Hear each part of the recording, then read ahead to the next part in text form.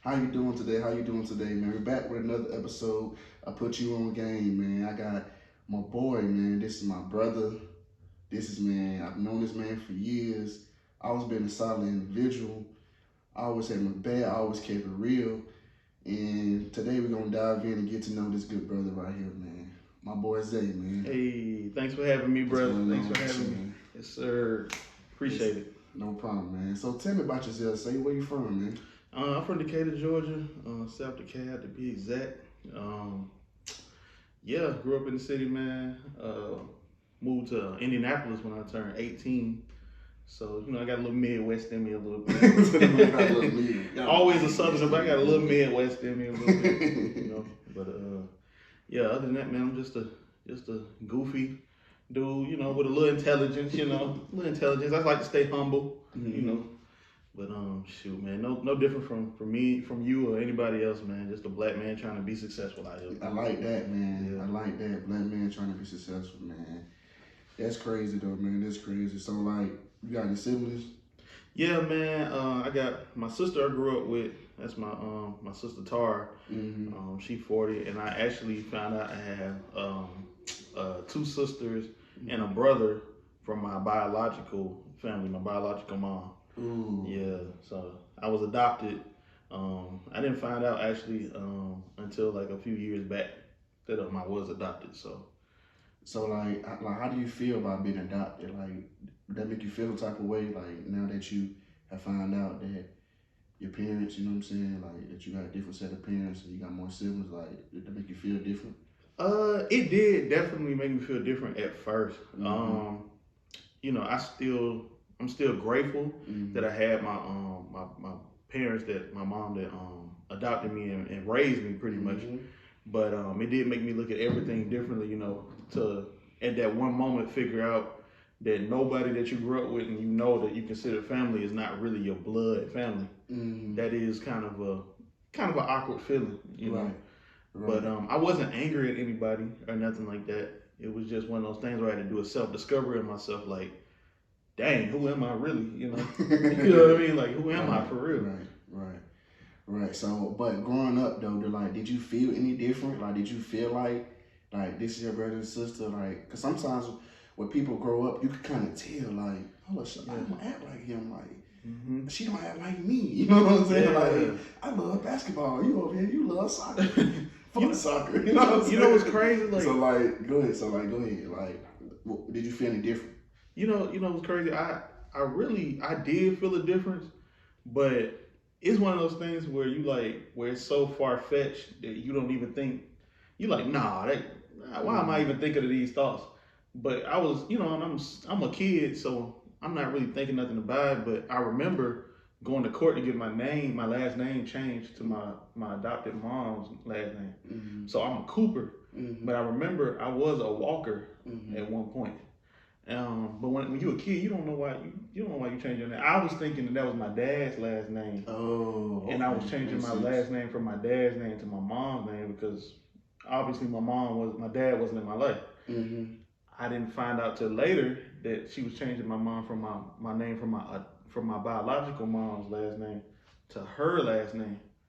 But growing up, I didn't really think nothing about it until I got in college, and I was like, I remember my folks telling me I had a social worker, and I had looked up, I was like, what does a social worker do? Because like I had one, I'm like, did everybody have a social worker? Mm-hmm. And that's how I found out, and I was just like, well, I didn't find out that way, but that's when I kind of was like thinking about it sometime, but I was like, nah, I'm crazy. I can't.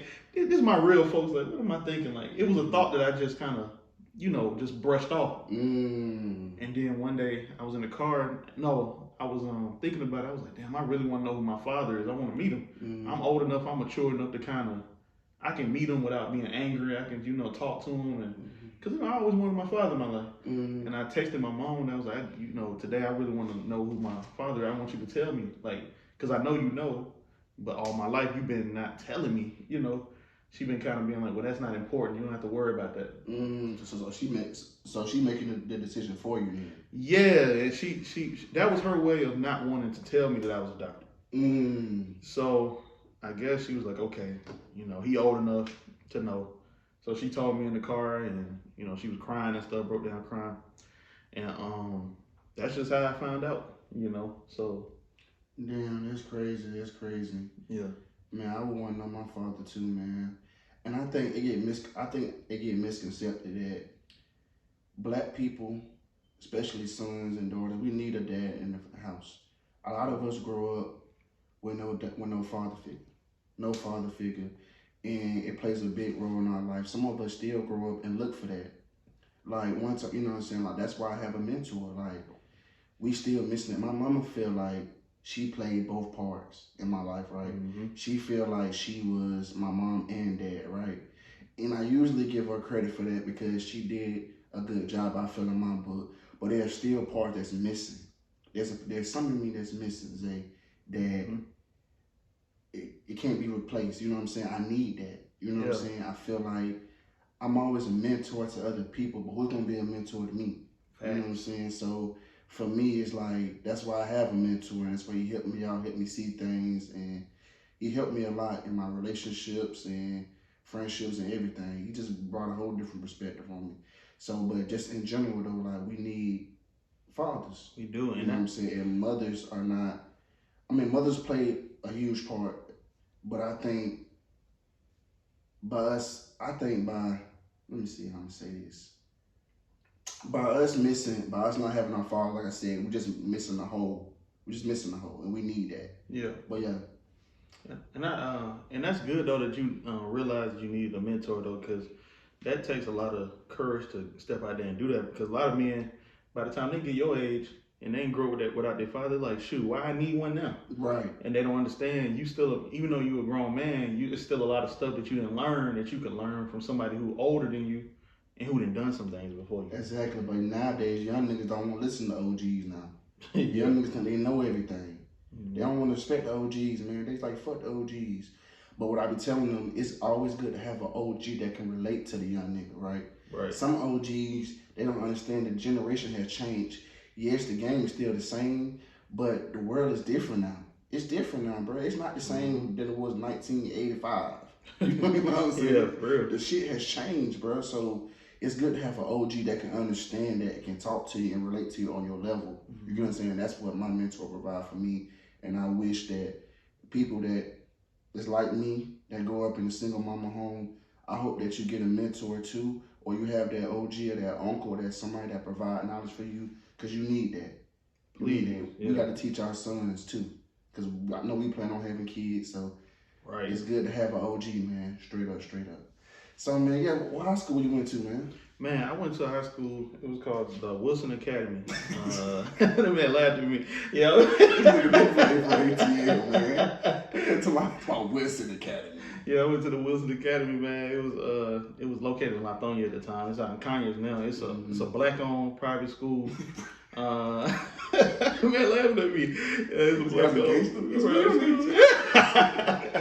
You know what I mean? Yeah, you know, my mom, she that's my 8 now, y'all ain't know that. Yeah, you know, the quest for the culture. But yeah, I went to the Wilson Academy. It was a good school, honestly, man, because the owner was a black man. You know, you rarely see that, a black owner of a school. You know, that's rare. And he let you be yourself, you know. He didn't, you know, it wasn't a religious school. I'm a Christian, but it wasn't a religious school.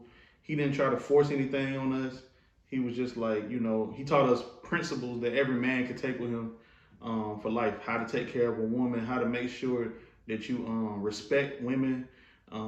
We had a day called Ladies Appreciation Day, which was on Valentine's Day, where we would come in and we would like give gifts to the women just to show them that we appreciate them. And that, just having that early on is like, it puts you in the mindset later on to be like, let me appreciate my woman, whether that be your mom, your grandma, your girl, you know. And he just taught us a lot of morals and codes that every black man should have, you know, growing up. So yeah, it was a cool little high school, and my mom put me in that school because growing up, I grew up in South DeKalb. So the schools I probably would have went to was a lot of the kids that grew up in my neighborhood, they went to McNair or I think I want to say Cedar Grove, like places like that. And I was the type sometimes to follow the crowd.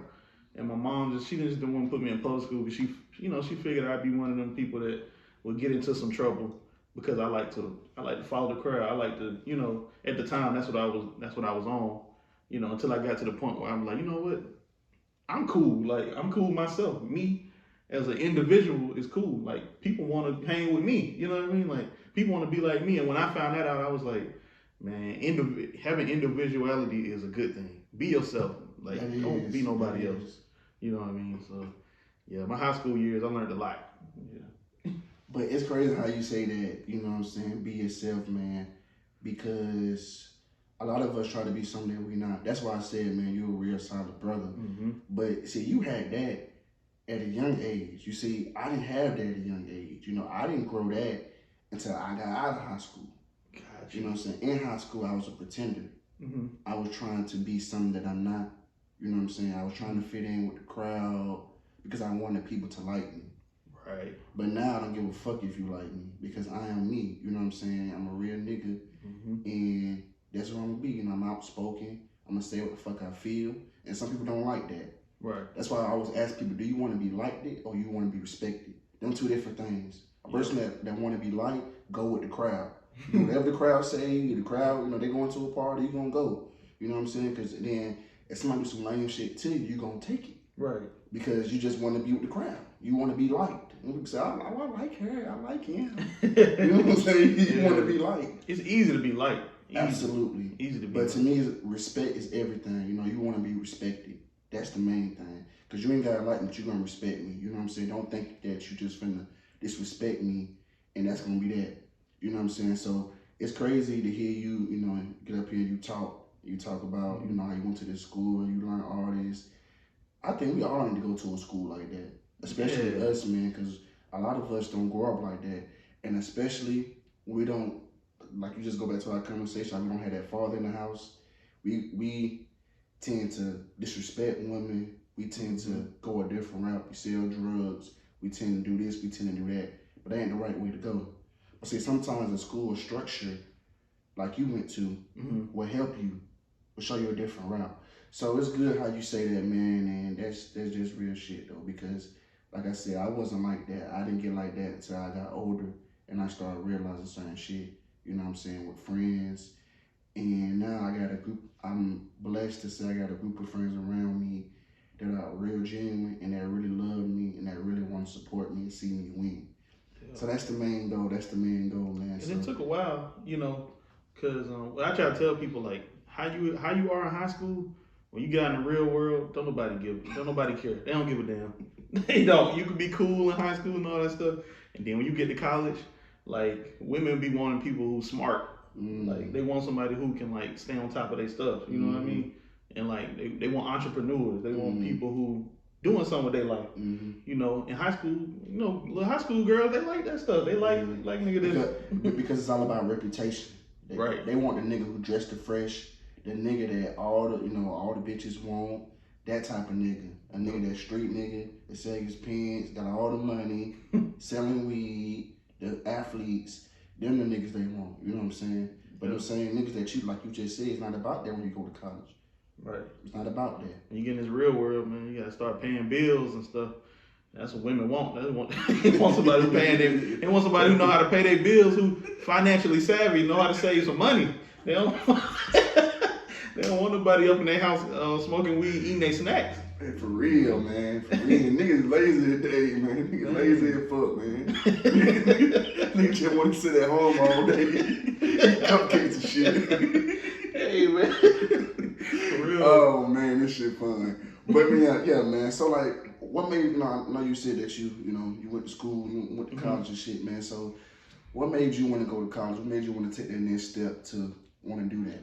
To be honest with you, in high school, I wasn't even really looking at college. Like, it really didn't dawn on me that like college was the next step until like my senior year.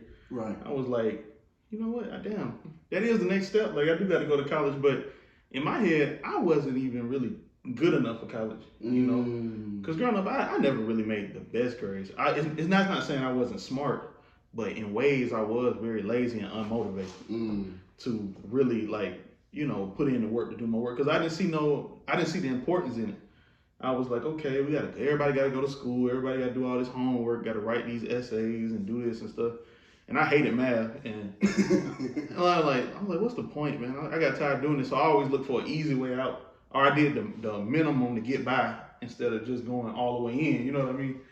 And so I went to college. I went to community college in Indianapolis first, called Ivy Tech Community College. My sister was living up there at the time. She was like, you can stay with me while you go to college. You know, you don't have to pay that much going to a 4-year. You can start at a 2-year, save some money, right, and then go to a 4-year. Then I went to a 4-year IUPUI, and I majored in journalism, and got my degree in journalism. And then when I got out, I kind of did some self-discovery. I was writing for this place called Peachtree Hoops for the about the Atlanta Hawks and whatnot, covering them. Okay, that sounds good. Yeah, and I liked it, but it's something about it that it wasn't passionate for me. I didn't have a passion for it. I was looking at all the other people I graduated with, and they was like working for newspapers, high school, college newspapers and stuff, and like they were real passionate about it. And I was just like, you know what? I'm not as passionate as I thought I was like them. And that's I tried some stuff. That's how I kind of got here with the comedy stuff. Cause I'm like, you know what? All my life I done made folks laugh. Like, okay, we gonna hold on. Yeah. We're not gonna get into the comedy section. Oh, I'm too early. We're gonna get into that right now. Gonna get into that. So, I know you had started. You know, we talk off camera all the time. I know you had told me that you had started a podcast. Yeah. And this man right here, I know a lot of y'all don't know, but he was supposed to be my co-host to start a podcast with. It was supposed to be me and him. But, you know, life happens, sometimes shit happens, and time doesn't match up. So I just ended up taking a, stroll on my own and learning this shit, all the ropes on my own. But he was the first one to start a podcast. And I know he was telling me at the airport together, telling me how he wanted to do this shit. So what made you, want to start a podcast then, and why did you quit? Well, what really made me want to start a podcast is one, when I got out of college, when I was doing the writing thing, I didn't really like writing in that way, like I thought I did. I was more of a creative writer, like, doing poetry and all that stuff, like writing stories and stuff. And when I had to crunch them numbers and do all the analytical stuff, and then I had to like be real dry, I was like, nah, this ain't for me. And I was like, you know what? I think I prefer being behind the microphone anyway, because I wanted to get into broadcasting, but a lot of the times the way the business works, you can't get into broadcasting without starting out writing. If you look at like Stephen A. Smith and Mike Wilbon and all them people, like they started out writing first. They were sports writers. Yeah, and that's how they got in. Call me lazy, say I'm making a shortcut, but I didn't have a passion for writing. I had a passion for talking. If y'all can't tell already, I'm talking a lot. So, but I had a passion for talking. So I was like, let me start a podcast. I love interviewing people. Like, I know this is your second podcast. Don't you get a rush out of interviewing people? Like, you like this, don't you? Like, it's fun, ain't it? Yeah. I mean, I had my first guest over here. Shout out Kimber. She did a good job with me. Yeah. And then this is my first podcast. This is my first podcast, not my second podcast. No, I'm talking about like your second episode. Oh, second episode. Yeah, my bad. Yeah, man. It's fun. It's different. You know what I'm saying? Get to know different people and get to talk to different people. Get different perspectives, different vibes, different energy. And yeah, I like this. This is for me, man. I like talking too. Yeah, go ahead. That's how it was for me. That's like I got a rush when I met somebody, and like even down to like preparing the questions and stuff. It's so fun, bro. Like it's fun like looking up somebody and researching them to see like who they are and ask certain questions. And you got a whole hour of their time. Like this is a person sometimes more than an hour. Sometimes more than an hour, and you can get anything you want from them if they willing to talk about it. That is so fun to me, and I was like, people do that with writing too, but I just wanted to like be able to tell other people's stories, like through talking. People like when people talk. People don't read no more like they used to. You got a short attention span, so somebody see a long paragraph there, they be like, I ain't finna read all that.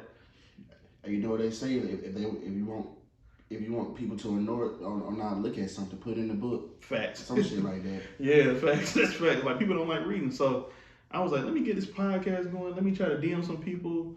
you know, some important people. And, you know, I never got like a real celebrity on there, but just regular people are so interesting, bro. Like, just regular people that just you know, out here just doing regular stuff. You know, I had Lil Yachty's mom on there. Oh, okay. It wasn't Lil Yachty, but his mama was interesting. Her life is interesting. How she raised him and stuff. All that stuff was interesting. I had a comedian on there. What's his name? Matthew Hudson, the brother of Emmanuel Hudson. He do comedy, but he did Christian comedy. Mm-hmm. So it was just interesting to see, you know, somebody doing something different. I had a Spanish teacher. You know, you would think like, oh, a Spanish teacher ain't interesting, but it was interesting. Like I was like, okay, I didn't know how that works. You know, I didn't know. You know, I learned a lot through doing podcasting. Like the more you research people, you're gonna get smarter because you're gonna be like, oh shoot, I didn't know that. Right. So that's how I got started, and now I quit because I was trying to do too much. I was being bougie. I was recording my podcast at a professional studio. Oh. And it was costing me a lot of money that I did not have. I ain't rich. I ain't balling or nothing. So well, I can tell you. Yeah, he said I can tell.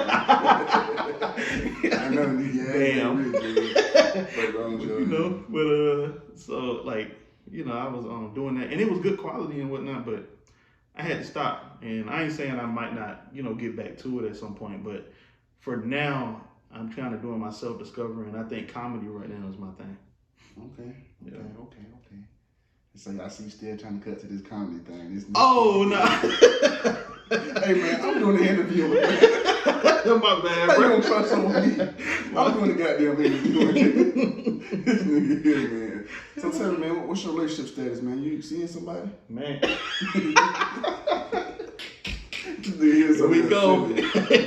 Yeah, I am, man. I got a girl, but man. I can't, man. I can't. You got a girl, bro. Yeah, she man. probably turn your ass all the time, don't she? I'm telling you, boy. She said she want to read me by the neck. I can tell, nigga. I want to read you by the neck. Nigga, skipping on my goddamn session. What's wrong with you? Yeah, I got a girl. She cool, man. It was just recently my birthday. Mm-hmm. And she took me out to breakfast, and she did a lot for me for my birthday. Like, I had never been spoiled like that on my birthday, ever, you know. So, you know, and being in a relationship, it just feels good, man. I don't care what nobody say, man. Being for the streets, it don't compare to being in a real good relationship, man. I don't care what nobody say. I mean, it feels good in a moment, but, man, coming home to a woman that you know ain't out here doing whatever, like, that feels good, man. Like, you know what I mean? Like, I really feel like, you know, this the one, so, you know. This the one. This the one, right? Well, Zay girlfriend, if you're out here watching this episode, you hear this man, get this man over here laughing and shit, he over here sweating. Nah, that's what. I'm just fucking with you, man. That's good, though. I'm for black love, man. Black love's where it's at, man. If you happy, I'm happy for you, man. You a good individual. Always been a good individual. So, man, I'm glad that you was able to find, if you feel like she's the one, I'm glad you was able to find that one. Mm-hmm. And I hope y'all really make it, man. Me too, man. You too, bro. You too. I see what you working with. You got your little honey dip. You got your little... I do a little something. You know how I do around here. And shout out to chocolate women. You know, me and him both got chocolate women. Nothing against the light-skinned women. We love y'all too, because y'all still black at the end of the day. Right. But, you know, I love chocolate women. When me and him I didn't count on my hand how many light-skinned girls I done dated, for real, though. Yeah. My homegirl will tell you, I don't date too many light-skinned girls. Yeah. It's nothing against light skin. It's nothing against. I don't want y'all to comment and start. Right. Y'all gonna cancel him already. I love a few red bones. They straight. Yeah. But I just love chocolate. I think that's in my blood right now. I think my mom love chocolate, man. My dad love chocolate girls. So it's, you know, it's just how it is. Yeah. Because you know, growing up, you know how we grew up, like, and I'm just keeping it real, like. Dudes, like, they typically was going after light-skinned women. Now, they seen light-skinned women as the upper echelon women because they were lighter skinned. And that could be far from the truth. Like, all black women are beautiful no matter what shade you are. But, you know, growing up, we had that mind state. And it come from slavery. You know, mixed women just look better, or because they have certain hair, curly hair patterns, and they got a fair, lighter skin complexion. That's been beat into us over time, that light is right. and light skin is more beautiful than dark skin. That's not the case. I ain't never thought about that deep. Yeah. You know, growing up, you know, and you listen to these rappers, they always talk about it. That deep. Yeah, you listen to these rappers always talk about is red bone. It's like, damn, show the chocolate women some love, man. So hey, you know, me and him, we can hold it down. We got the chocolate women in the building. Yeah, man, hold down for the chocolate women, and yep, chocolate women on that. You right about that though. Taste. I always said chocolate women. I think the last, yep. I can't remember last time I was in a dated or was messing around with a light skinned girl. But anyway, yeah, man. Yeah, that's just that though, man. My boy, man. Salute to my boy, man. I'm here thinking about some old shit that don't need to be brought up. Right. But yeah, man. So topic time, man. So we about to get into. I know I had went on a whole rant about this Will Smith and Jada episode on my last episode, right? And I know that I said that I didn't agree with what Earthquake said, right? I didn't agree with what he said. But now that I heard what Jada comments about the Oscars was, I kind of changed my tune a little bit. I'm allowed to change my tune because the episode aired way before Jada came out and said that. So I wasn't talking from like when I heard Jada's perspective. But now that I heard that, I agree. I believe Will Smith do love Jada more than Jada love him. So I'm gonna ask you, Zay, man. I know you heard our thoughts. It was all on Instagram, all on social media. Mm-hmm. How do you feel as a man? You know what I'm saying? I know you don't make decisions, emotional decisions, and how do you feel that you saw Jada take no accountability for what she did? Yeah, like I was joking about it, but I do feel bad for Will because, recently in these last few years, like I just feel like in the spotlight, he looks like, he's just a guy that just, wants his wife to, be a wife. Mm-hmm. And it seemed like she keeps doing things to embarrass him, like with the whole August Alsina situation. Entanglement. Yes, an entanglement. And it's just like with that situation, plus the new situation where he basically came to her defense and, he went on stage and smacked Chris for him roasting her. Mm-hmm. Obviously she didn't like it because she looked like she looked like she didn't like the joke. Mm-hmm. And Will Smith saw that and came to his wife's aid. Mm-hmm. Now whether you think that's right or wrong, that's that's controversial. Yeah, that's neither here nor there. But after the fact, like you said, Jada was she basically said, hey, those two brothers need to work this out and whatnot. And it's like, okay, it's good to feel that these brothers should work things out, but it's deeper than that. He don't want his wife talked about. He's coming to your defense. Why aren't you at least give him a pat on the back and say, hey, I wish he hadn't done it like that, but I'm glad my man came to my defense. Right. He should have went about it a different way, but that's my man at the end of the day. He gonna always have my back. Facts. And he did. He did. It's obvious that Will loves Jada. Like you can see it. Since we know that they've been a couple. You know what I mean? That's been relationship goals to a lot of people. But I feel like Jada, man, when you say something like that publicly, it makes you feel like you're not on my team. It makes you feel like you just downplaying it, or you just trying to not to pick sides. But ain't no picking sides. I'm your husband. You know what I mean? Like just like I went to bat for you, you go to bat for me. Facts. I told you to keep my wife's name out your mouth. Like he could have went about it another way, sure, but for him to do that on a public stage, and he knew after he did that, he knew the risk it caused. He banned from the Oscars for like some years. For like 10 years. For like 10 years.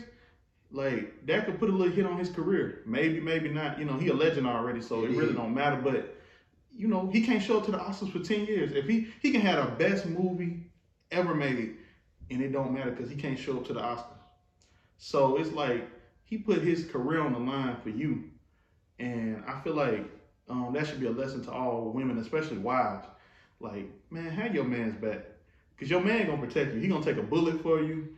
He gonna make sure you eat. He gonna make sure you fed. He gonna make sure that you got a roof over your head.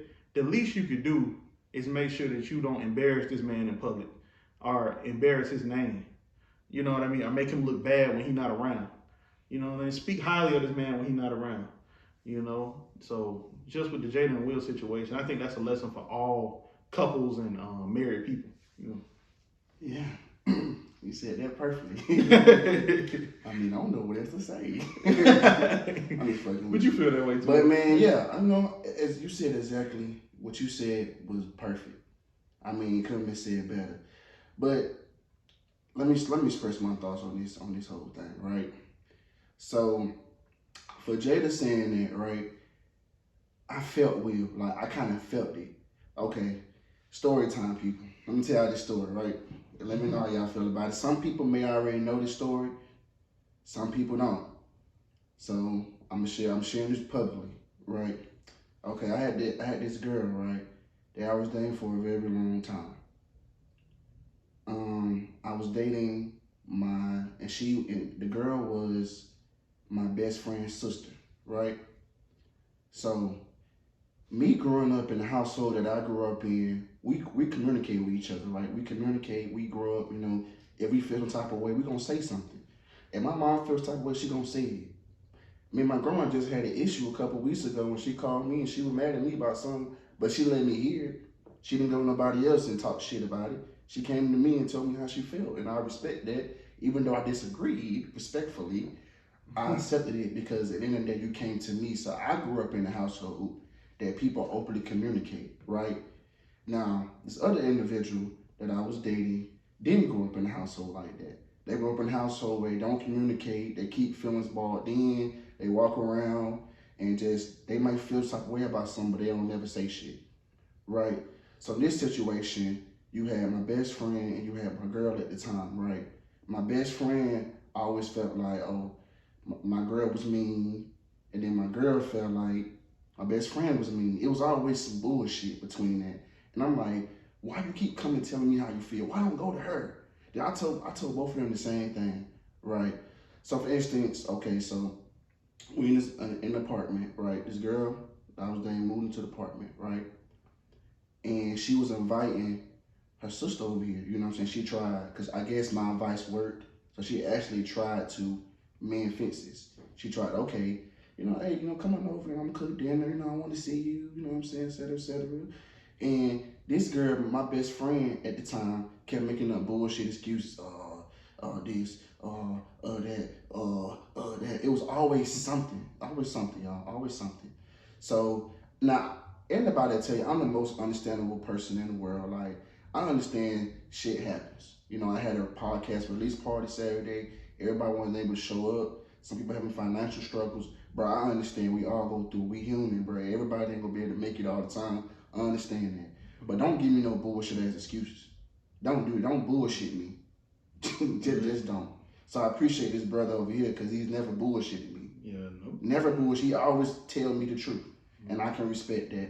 So back to what I was saying. Yes, bullshit excuses. So it happened like at least about 5 times in a row. So the 5th time, I'm at work, you know, working overtime. It's to call my phone crying, like just crying, just upset. And I'm like, what's up? You know, so I'm like, what's going on? You know, I'm having a good time, you know, talking to my coworker, you know, laughing and shit, you know, joking, doing what I do. And she calls me saying, oh, she didn't show up again. She talking about my uncle cooking ribs or some shit like that. She want to stay home. It was just some crazy shit. So instantly, I was angry. So you know, I said, fuck it. So I got the phone and I sent the message and I said, you know what? It's crazy how you can make all these time to hang with your friends and do all this shit with your friends, but you don't understand how your sister is over here crying, hurting, sad, and she feels alone because you're not over here, you're not trying to help her. You're not trying to come over and kick it with her.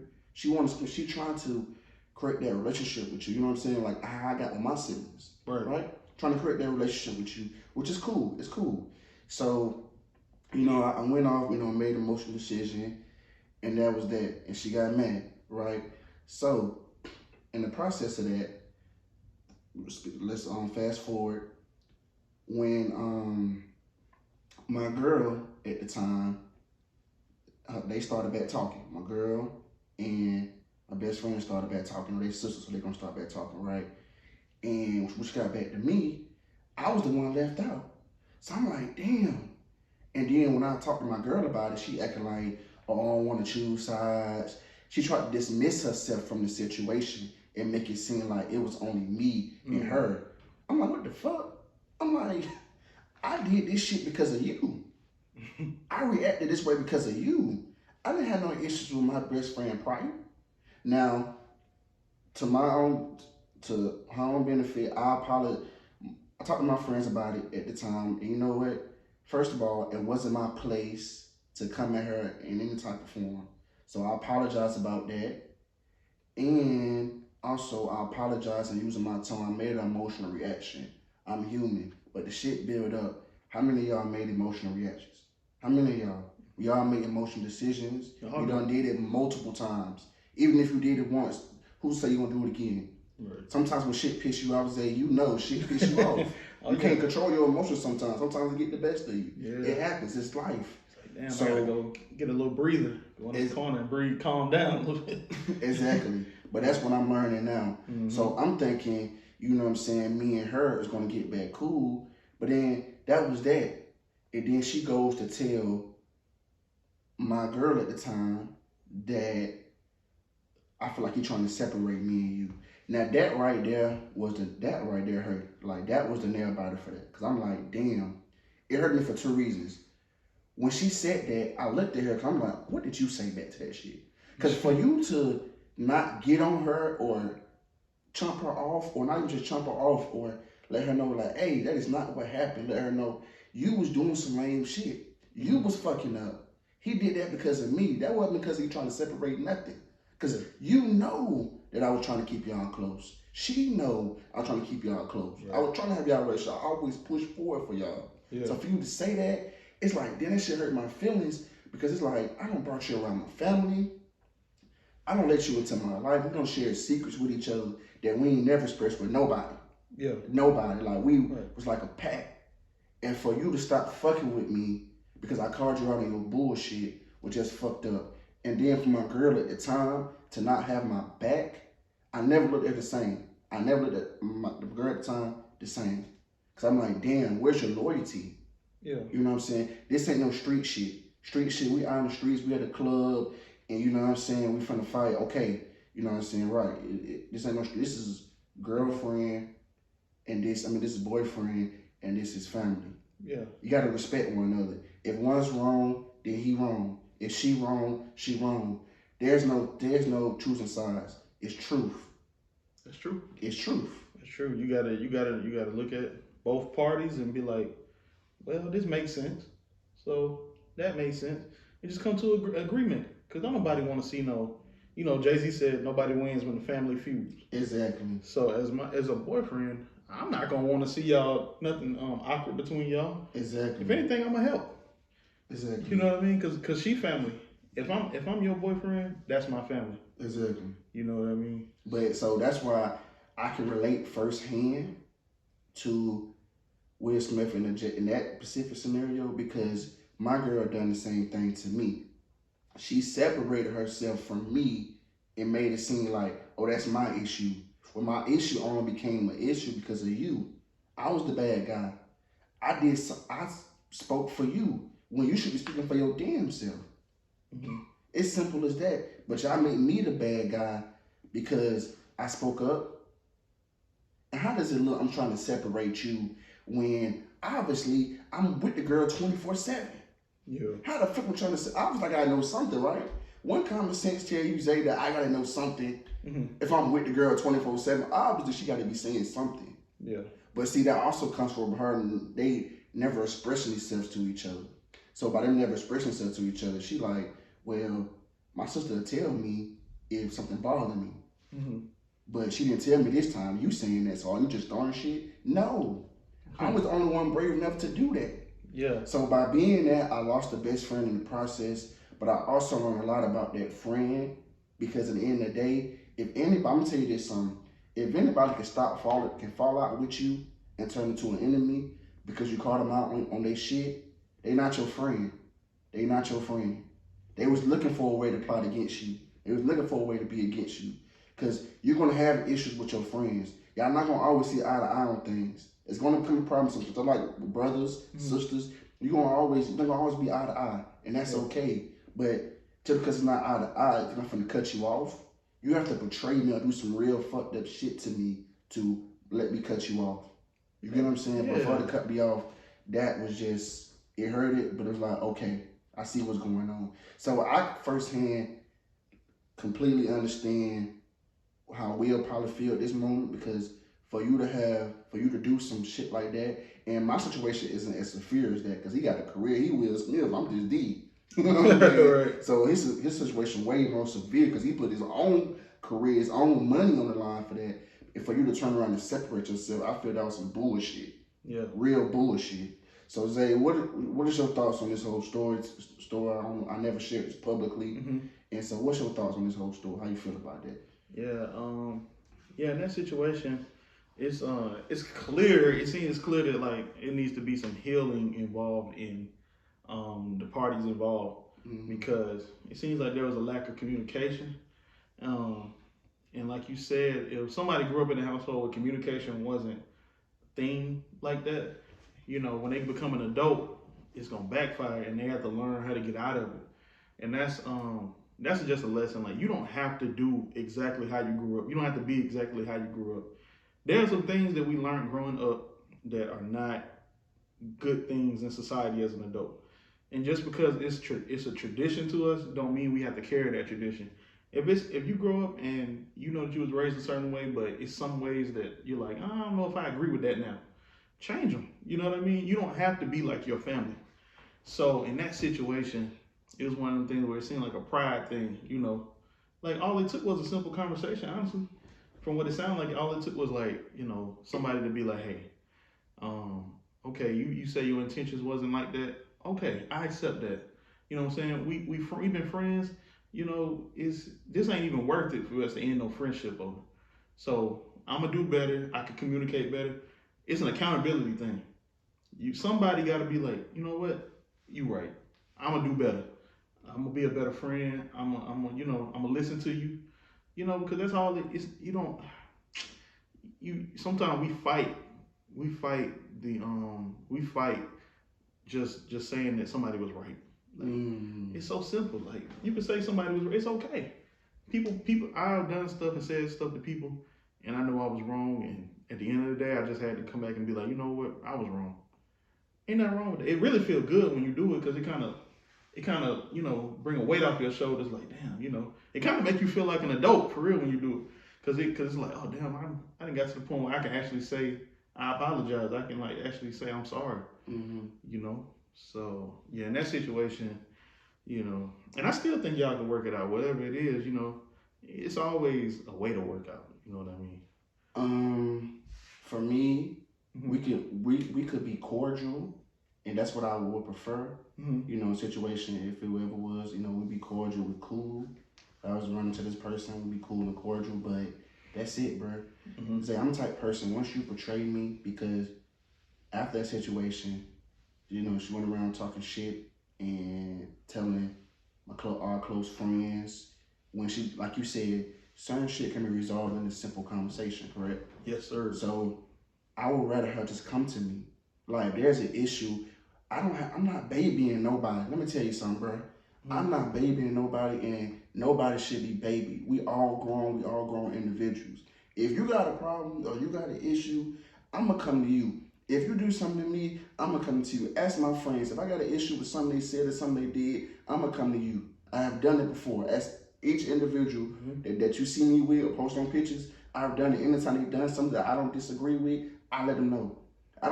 What am I telling this person for when I ain't got the issue with them? Yeah, go to the source, man. Exactly, the source. He the only one that can fix it. So by her having an issue and feeling something way and not coming to me, just speaks volumes. And saying that and how she looked at me just changes things. You really think I would do some shit like that? Yeah. Like, is that really how you look at me? One of the things was like, well, you should have known me long enough to know that ain't my character. Exactly. Like, you know me long enough to know I would never do no shit like that. I love you. from the heart. I still love her from the heart. Right. You know what I'm saying? But for you to think that, it's like, I can never be friends. Like, we can never be like that again. But cool, cordial, absolutely. We see each other. Hey, how you doing? We good. But I don't need that type of, nah, man. Zay, you know me, bro. I'm a very genuine dude. Now, I understand. I may not, when I say things, it may not always come off the right way. I'm human. Mm-hmm. But when I say things, it always comes from a good place. Right. So to answer your question, Zay, like I said, we could be cool and all that, but as far as us being friends and being best friends, that will never happen again. I'll never give a person another chance to betray me.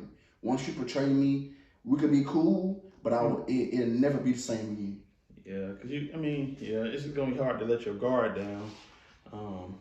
But in the same breath, a lot of people feel like when you bring stuff to their attention, or when you tell them something, they've got this feeling, like this immediate defense feeling, like, man, like, are you trying to check me? Or it's like, nobody's trying to check you. Like, we just trying to tell you how we feel and what we feel like you did wrong to us. Because everybody got a perspective. Everybody look at stuff different. What might be wrong to you might be right to me. Facts. But that don't make their own cause less valuable. If somebody told me, hey man, I didn't like the way you did that, and I'd be like, okay. I'd be like, okay, you break it down to me. I'd be like, okay, I can see how that got misinterpreted, or I can see how that's kind of wrong for me. Like, I joke a lot. I'm a goofball. I was on. Yeah, I know.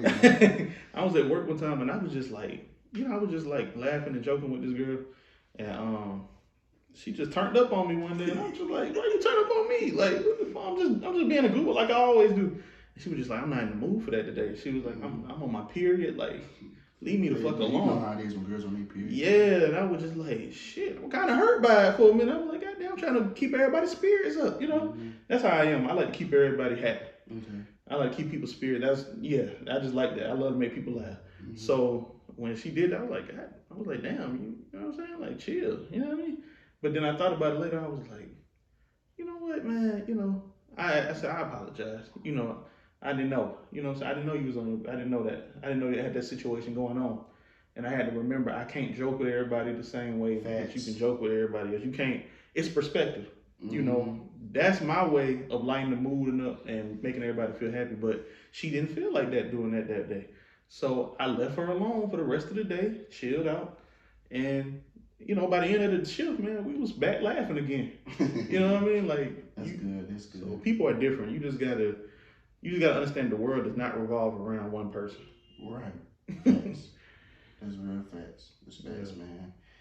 So, get on that topic, man. But like you said, it's just different perspectives, different things. Yeah, you know what I'm saying? But also, attention matters. Yes. Right? When I know you, like I said, you might not say the wrong thing, or you may be joking, but I know your intentions, right? Your heart matters to me. I ain't trying to hurt nobody's feelings. Exactly. So we human, so I understand that. And that's when anybody understand people's intentions.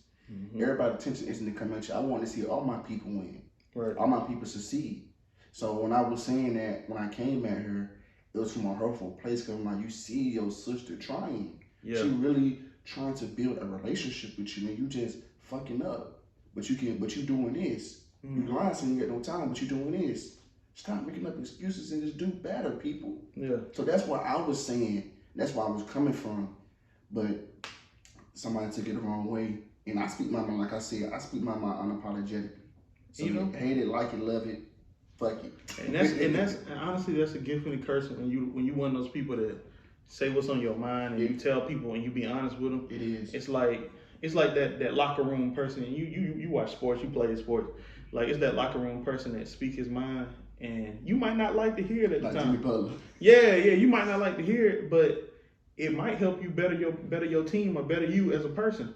Even though you don't like to hear it, if you take it and you listen to it and actually understand what the person's saying, you be like, well, damn, man, it kind of hurt for you to say that, because I ain't want to hear it, but long term, it's gonna make you a better person. Mm-hmm. Like, do you think these teams win championships and it's all happy in the locker room all the time? Or, no, man, these coaches be getting these players behind when they're not on the camera.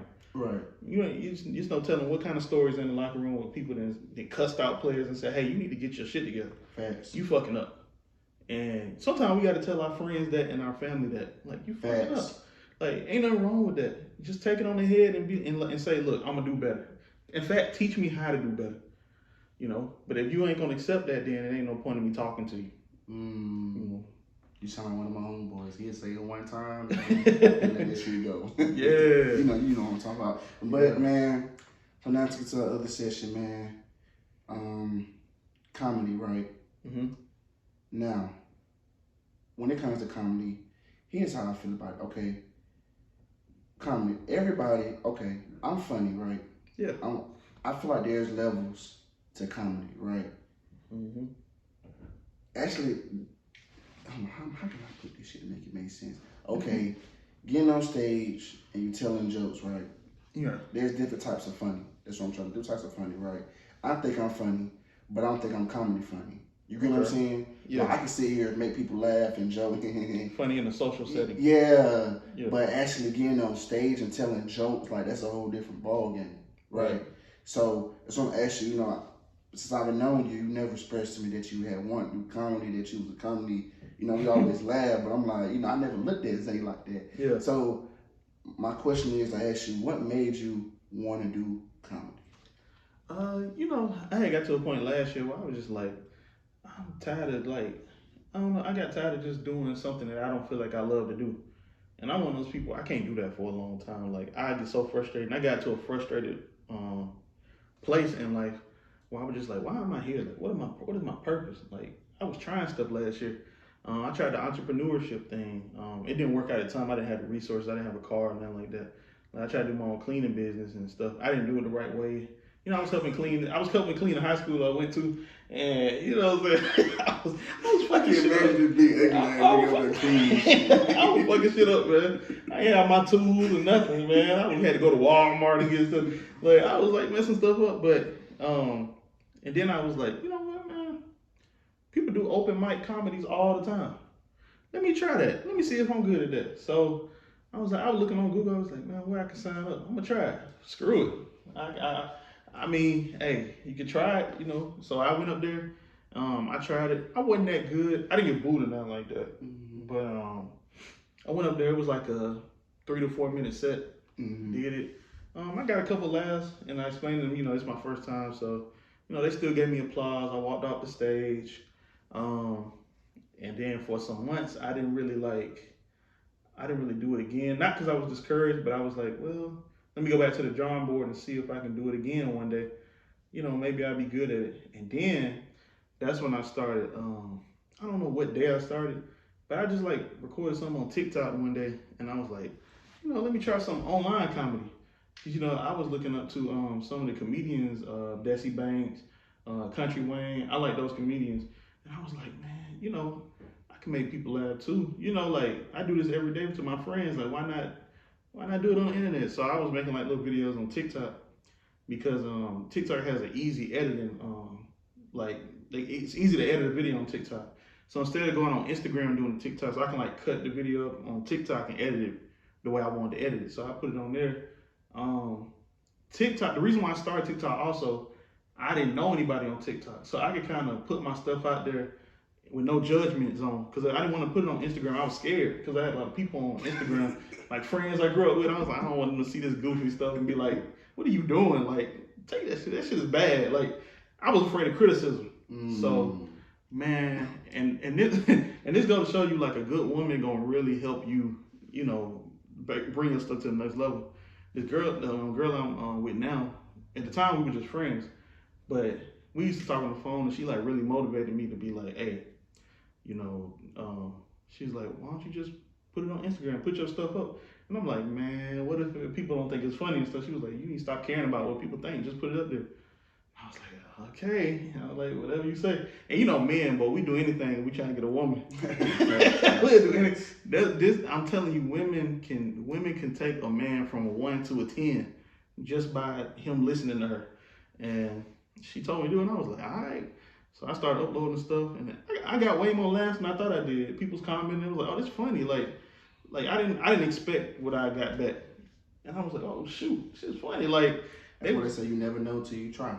Yeah, and I was like, okay. So I kept uploading stuff, and you know, I'm not social media famous or nothing like that.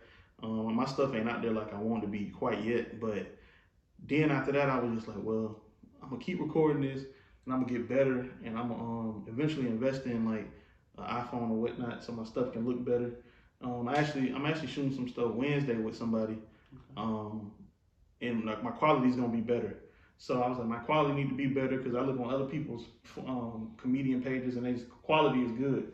You know, they got skits and spoofs, and I was like, I need to start coming up with more skits and stuff like that. So I start that tomorrow. But then I was like, I need to learn how to do this stuff on stage too. I was like, I can't just be funny on the internet and don't be funny in real life. I want to be both. You know what I'm saying? Because I was like, say for instance, I get a viral video. Am I ready yet? Like, what if I get a viral video on somebody like, hey man, we want you to go on tour. You need to go on tour. I ain't got no stage presence. So even though I'm funny on the internet, I get up on stage and I nut up. And next thing you know, I'm booed off and I can't even book another show now because people think I suck. So I'm like, I'm trying to be versatile now and move through the ranks of, you know, comedians and stuff like that.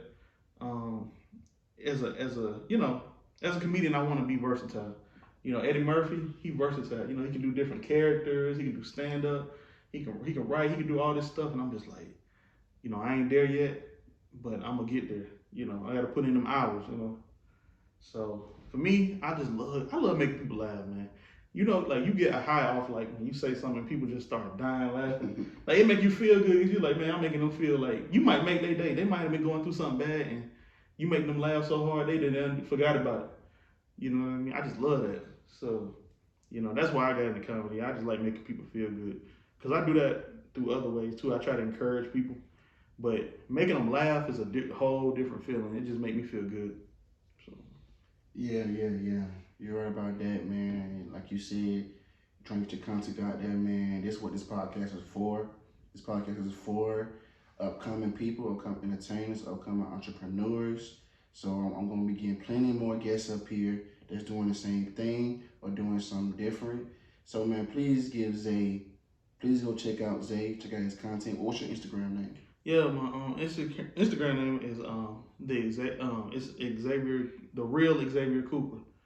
You know, I had to speak it in existence. I'm the real one.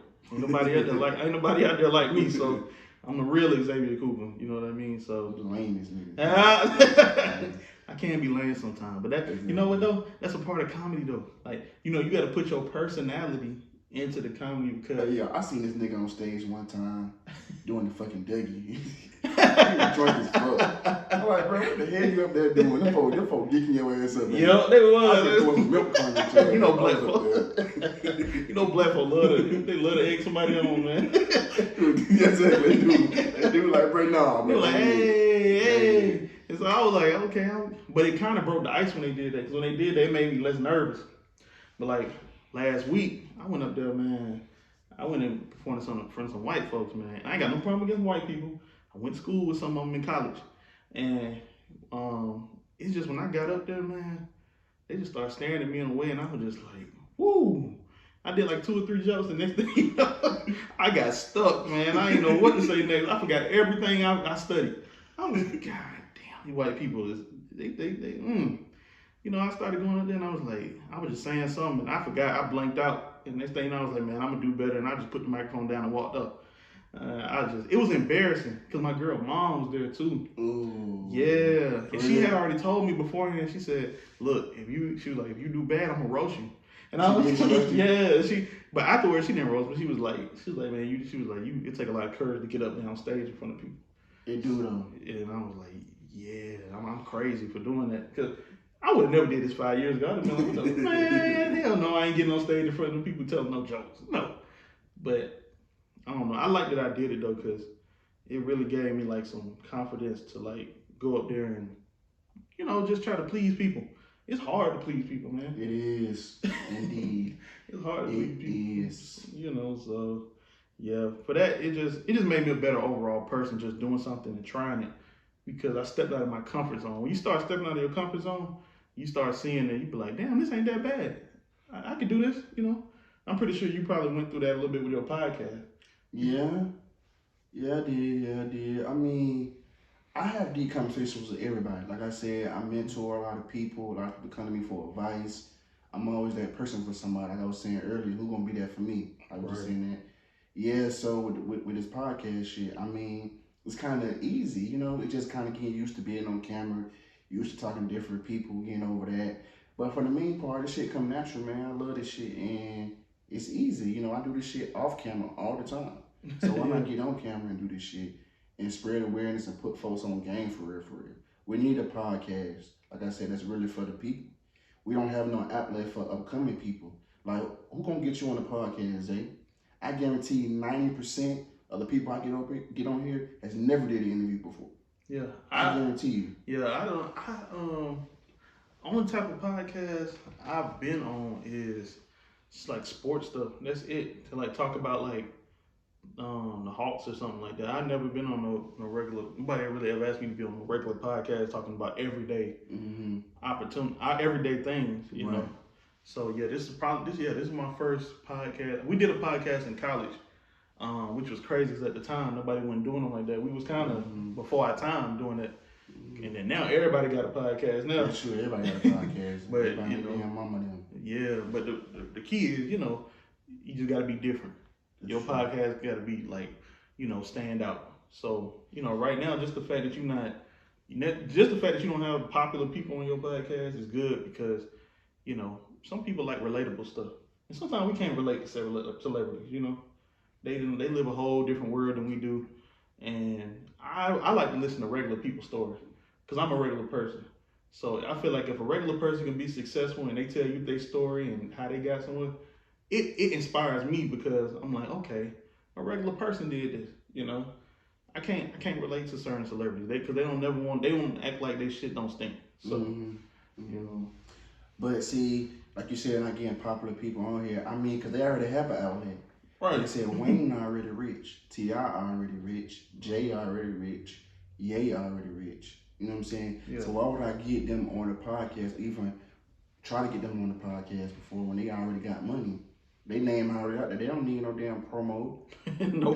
They got up there and they act like, I'm not saying all of them like that, but 90% of them, they get up there and act like they forgot where they came from. You know what I'm saying? Right. How many of you know, Zay, them coming to the hood where they from and giving them opportunity?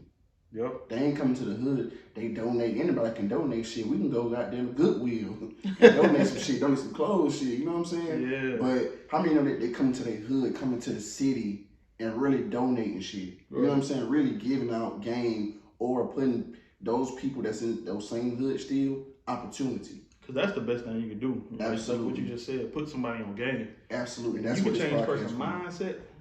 That'll change everything. Because you just giving a person some clothes, some money, they're gonna be like, well, damn, I'm fresh. You know, I got hooked up. But their mindset not gonna change. You know, so hopefully this podcast does that. You know, it's called Put You on Game. Put me on game, give me shit right. Yeah. So, you know. This nigga fucking up with shit. Don't fuck up with shit, nigga. So keep your ass right off this motherfucker. So this podcast put you on game. You know what I mean? Okay, man, let's get to the music session, man. That boy Kendrick Lamar dropped the album. That boy Future dropped the album this year. That boy Chain dropped the album. So, man, how you feel about those three albums that came out, man? Recommend, and make sure you recommend order from 1 to 3. Let's see. For me, I'm a hip hop rap fan. Me too. But I'm more of I like bars more than anything.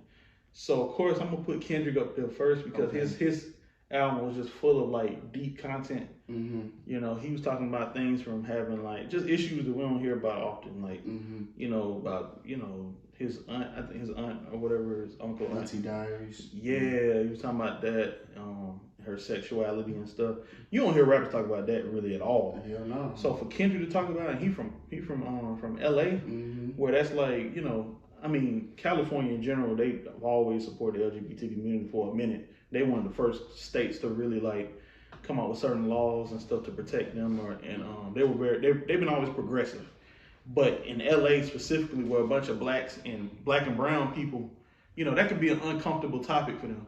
But Kendrick actually like went out his way to put it on his album, so that was like, damn, man, he was being real vulnerable. Like he didn't have to put that out there, you know.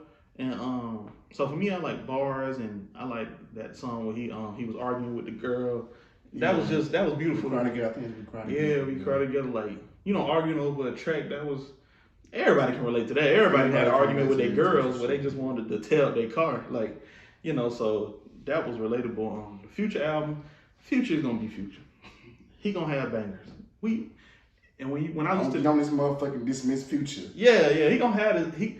When you listen to certain albums, you expect certain things. So I don't expect no deep lyrical stuff from Future. You expect bangers and stuff. So his album was pretty cool. It gave me what I expected, pretty much. The hit happened. I'm surprised though. The hit that came off there was the I'll Wait for You. Yeah, because that's more of a laid back soulful track. Usually Future brings some club bangers, but Future made that though. If you go back and listen to Future, older music, he made some songs like that, Never End and stuff like that. But yeah, what's that song? I'm looking for. Yeah, Turn on the Lights. Yeah, he made something, but you know what you're gonna get out of Future. And then 2 Chainz, what's interesting about 2 Chainz, I think he kind of underrated. He is. Thank you. I think he kind of underrated. He actually is a good rapper. He might say some weird stuff because he got a certain lingo and an accent. Yeah, so he say certain words different. But to me, it's good because he can use certain wordplay that other rappers can't use. Because of how he talked. And so, I like the song he got on there with Lil Baby. That song is fire. But overall, when I listen to the albums, I'd have to rank them Kendrick, 2 Chainz, then Future. Okay. You know what I mean? All of them are 3 different types of artists. They are. Because 2 Chainz got a little Future in him. Yeah. And he got a little lyricism in him. And when he want to. When he want to go in that bag, he can. He can, fast. And so, yeah, I like them. I like those 3 albums in their own way, Okay. So do you feel like Kendrick took the crown back? Do you feel like he's the king? The king is back in the goddamn throne. No. Oh no. I do not. I do not think that. I think right now J. Cole holds that spot. J. Cole holds the spot. And I think me, you argue all the time about Cole and Kendrick. Yeah, like I think right now because J. Cole been killing these features, and he had the 2014 he had the off season last. So you think the off season better than this one? Whew, it's hard to say. I felt the off season though. Me too. They had a different vibe too. They do. The off season was a little bit more up tempo than Kendrick Lamar album, and a little bit more like it had to me it had an EP feel to it. And Kendrick J. Cole he was actually rapping on it. Like he was actually rapping on it. I think on other J. Cole albums he rapping, but he trying to structure to make a good song. You get what I'm saying? Right. This album he was actually spitting. Yeah, that's why it felt more season. It felt like almost like a little, I don't know, like an EP or a mixtape type of feel. Kendrick album actually felt like a real album. Like it felt like he was actually trying to make a piece of art. J. Cole was like, all season kind of like one of the things was like, man, I know y'all want some music from me here. Shut up. Here you go. You know what I mean? So for his album, it's kind of hard to compare. Like I gotta listen to Kendrick a little bit more. Like I done listened to his album at least 3-4 times already, but it's still some stuff I think I'm missing because it was so deep. Some of the stuff he was saying. Nice. So it's like, you got to know what they expect from these artists. You can't expect, Future from Kendrick. Now, can these artists tap into different sides of themselves? Yes, we would love that, because then you can say, okay, they stepping outside the box. But we only halfway through the year, man, and we done got some decent little albums. We got the Kendrick, Future, 2 Chainz. We got Pusha T. Pusha T album kind of hard. Pusha T album was kind of hard. To me, this year, I think that's the hardest album. Pusha? Yeah. You think Pusha better than Kendrick? So far from my ear, I like Pusha's album better. You lost me there. I could put it number 2, but I can't put it above Kendrick. Kendrick dropped a masterpiece. He did, but that was a masterpiece. But I ain't listened to both of them in a minute, but I don't know. Like from listening to both of them the first time around, I like Pusha more than Kendrick from the first listen. But I think the more I listen, I probably realized that Kendrick's album is probably better. But I got to listen to both of them like over time, and that's the problem too. People don't let these albums grow. Like listen to these albums 5 years down the line when your mind is different, and then you'll see which one is different, which one is better. So initially, I think that's up there. So it ain't a lot of albums now. We only halfway through the year. We still got some more albums gonna come out. I don't know if Drake gonna drop anything. You know, that's he the person that drops something. Everybody better get out the way because that's true. Cause them nigga always somewhere selling, man. So give me what's your top 5 favorite albums of all time? Favorite. My top 5 favorite of all times that I can listen to. Man, I put it like this. Jay-Z's Reasonable Doubt. Okay. Outkast, AT Aliens. Okay. And Aquemini. Okay. So that's 3 then. That is 3. Yeah, but I love Outkast. Okay. I do too. I love Andre. Drake's damn, that nigga got so much albums, man. But I like Drake's what's the name? Take Care. Take Care. I do too. Let's see, 5th. Ooh.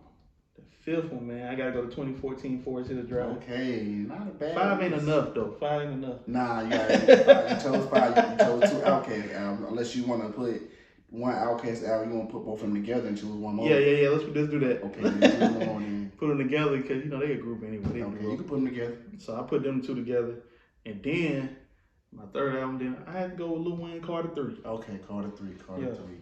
One of the biggest albums of our generation. Yeah, I had to go with that. Okay. So now, what about you? Oh, for me? Yeah. For me, it'll be Ready to Die, Biggie. All Eyes on You, All Eyes on Me, Tupac. Carter 2. Okay. It's a nice one. Damn, my mom misses something so many. God. Then College Dropout. Ooh. That might be in my top 10. It's tough. This is so tough. Bro, give me 2, bro. I gave you 2. Okay. I gave you 2. Give me Get Rich or Die Trying, 50, and give me 2014 Forest Hills Drive, J. Cole. Yeah. I got you. That's a solid list. I like all the albums you just named. I do, yeah. Yeah, so I like all the albums you named too. Yeah. Yo, it's so tough when you name a 5. Damn, 5 I love is it. hard. I love the album. I just have it out every goddamn day. Cause I know I forgot some. I know I did. So I forgot Jeezy album, that Thug Motivation one. I love that album. Like the Blueprint. Blueprint, absolutely. Yeah. I know I forgot Kendrick. I love Good Kid, Mad City. Yep, that's a good one. There's so many albums I can go to. Like I said, I ain't pick 3. Carter 3. I would have Carter 3 too, but I love 2 more. So yeah, man. So okay, man. That's it. About to wrap it up, man. I guess, man. Thanks for coming out here, man. Showing me some love. Yeah, man. Showing this podcast some love, man. So what you got coming up in the next couple months, man? Talk to the people. Man, just grinding, man. I got, like I said, tomorrow I'm recording some skits, better quality skits than I have been with my phone. I got somebody coming to shoot with their phone. They have an iPhone. They have like the thing that moves around where they can really help get the whole scene or whatever. So I'm gonna record that tomorrow. Well, no, Wednesday. So I got more skits coming on my IG and my Facebook. More stand-ups, open mics y'all can come to. I'm just trying to get better with my craft. So when you see me next year and I'm, possibly on tour, I'm speaking into existence. Fuck it. When I'm on tour and y'all see me and I'm good and I'm coming out and I'm actually doing comedy, y'all can say, okay, wow, he been doing this and he done got better and so I'm working on my craft right now because I'm not nowhere near where I want to be at all. And I will admit that I'm not that good yet, like I want to be. I'm trying to be up there. So just skits, more comedies. Y'all come out and support me when I post them on my Instagram page. And other than that, yeah, just working and trying to see what else I can do because comedy ain't gonna be the only thing I do. I want to be an all-around entertainer. I can rap. You know what I'm saying? I think I can sing. You know what I mean? So singing ass, Chris Brown ass. So I can do a lot of stuff. I just want to show my talent. You like to be an R&B singer though. Huh? You like to be an R&B singer. Just take my glasses on the cover with your shirt off and shit. Oh hell! I gotta get to the gym before I do that. I gotta get to the gym. But yeah, man, that's another episode of Put You On Game, man. I had one of my favorite guests up here, man. Thank you for letting me come by too, man. No problem, man. That's what it's about. Us coming up here showing love. And us putting the people on what's next, what's upcoming. We don't have an outlet for us. So we all we got. So please, man, support this episode and support my brother, man, because he's not going to let us down. And what people need to understand is, I win, we all win. Yep, support this podcast for real, y'all. Simple as that. All right, man. We out. Yep.